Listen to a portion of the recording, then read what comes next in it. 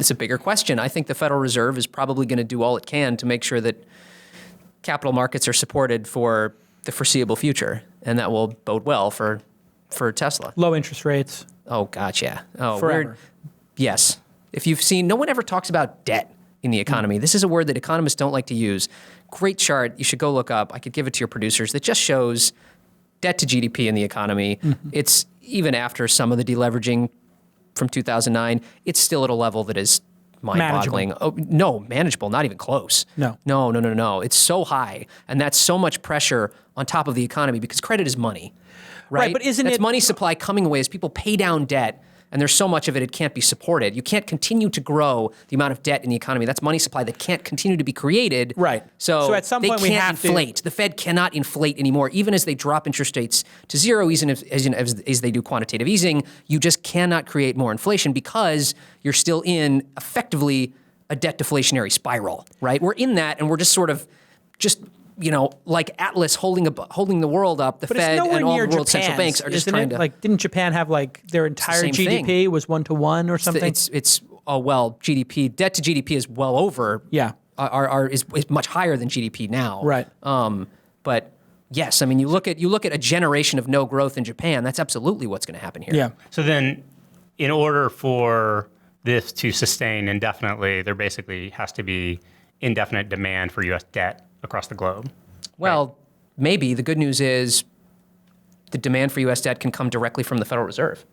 They print the currency in which our debt is payable. But yes, over time, I mean, look, it took a generation for the British pound to the Suez Crisis for it to be no longer the world's reserve currency, right? But a generation from now, will the dollar still be the world's reserve currency? Yeah, we hit will 100%. certainly be significant, but yeah. Our standard of living relative to other countries, our global power will certainly diminish, I think, over time. We've definitely hit the 1-to-1 ratio. We're now Did I just 100%. I probably just totally killed the conversation. I think on tech going forward there with that it's pretty rant. I'm going to pull up the graph right now, but yeah, our Jason's federal audience debt, is going to be commenting on how smart Rolfe is now. It's going to No, be great. I mean, the tweets here are we going to be go. awesome.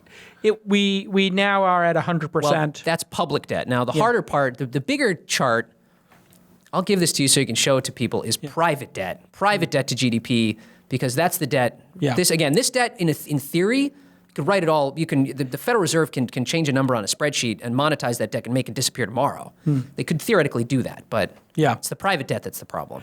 So private companies have tons of debt. There's or corporate individuals. debt, student loan debt, credit card debt, mortgage debt. Is there an end game epic. here? I mean, you think? why is it that millennials don't accumulate assets?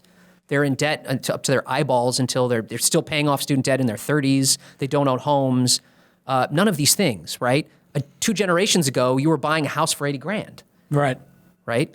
But we've inflated the cost of assets, right? We've pumped so much debt into the economy that you actually have to borrow to the gills in order to accumulate assets these days. Thanks for joining us on This Week in Armageddon. You're all fucked, and it's been great knowing you. But enjoy your iPhone 7 on layaway. It's only going to be $40 a month for 8 years for you to pay for it. But it does lead to a certain amount of hopelessness on this generation, which I think is why millennials have the YOLO, I don't mind going back to live with my parents and I'll just pursue my muse to a certain extent, which is they're opting out of this financial situation and just saying, I'll just do gig work and try to survive. They don't have a choice. Again, in Japan, one interesting trend, there was a lot of temporary labor, right? The labor market wasn't allowed to correct, right? Prices weren't allowed to fall. And so you don't get markets clearing. And we're not really allowing prices to fall because of what it would do to assets. What it would do, the economy would effectively declare bankruptcy in a way. Right. We're not allowing them to fall. And so people have to end up with gig work because you can't hire them at the prevailing wages that are available. You end up getting markets clearing, in other ways. Hey, everybody, I want to take a moment to tell you about retargeting. This is a very, very important thing for startups to understand because customer acquisition is what it's all about, and AdRoll is the best retargeting platform on the planet. Over 25,000 advertisers use it. And I want to tell you today about a new product they have. It's called Send Roll. No, it's not sending to get you rolls and buttered rolls. No, This is about email, and SendRoll lets you get all those people who are window shoppers, people who are checking out your website, and then you can convert them into buyers, which is what you want, getting them to sign up for your product or service by email.